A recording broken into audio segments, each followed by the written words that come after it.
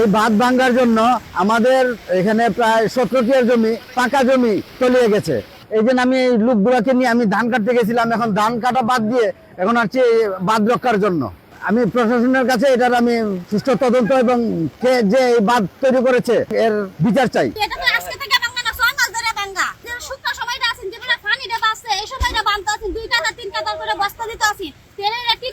এখন তো বাইন্দা কোনো লাভ নাই, এটা টিকাইতে পারতো না যে অবস্থা। আগে কি করতে দরকার ছিল, চুরি করে গেছে গা, এখন বুদ্ধি হয়েছে না, বুদ্ধি হইলে কিন্তু কাম হইতো না, তো এটা রাখতে পারতো না। তো কালকে সারাদিন ভরা বান দিছে, রাখতে পারছে, এত বান দিছে, দুধে 500 বাঁশ লাগাইছে, দুধে 5000 বস্তা দিছে, ওই রাখতে পারছে না, এটাও রাখতে পারতো না। তুলিয়ে যাবে মানে পুরোটাই তো তুলিয়ে যাবে। এর আগে গত 10-15 দিন আগে যেহেতু টেবলার পানিতে ডুবছে, আর এখন যতগুলা আছে সবগুলা এখন একেবারে পার্শ্ববর্তী উপজেলা নেত্রকোনা জেলার কলমাকান্দা উপজেলা সহ সব জায়গার নষ্ট হয়ে যাবে আর কি, মানে তলায় যাবে। এটা আর কোনো ফিরানি যাবে না, ফিরানোর কোনো সম্ভব না। পানি উন্নয়ন বোর্ডের গাফিলতি এবং উপজেলা প্রশাসনের এখানে গাফিলতি।